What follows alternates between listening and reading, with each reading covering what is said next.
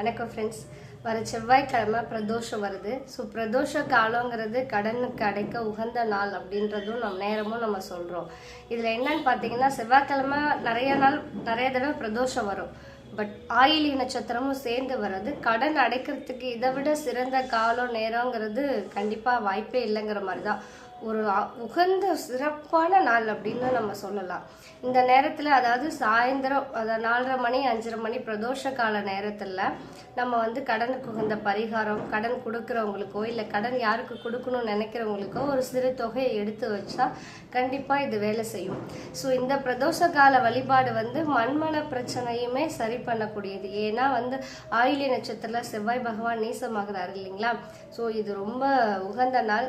கண்டிப்பாக கடன் தீரும். ஸோ எல்லாருமே இந்த செவ்வாய்க்கிழமையோட ஆயில்ய நட்சத்திரமும் சேர்ந்து வர பிரதோஷ வழிபாடை மிஸ் பண்ணாதீங்க. கண்டிப்பாக கடன் தீரும். நன்றி.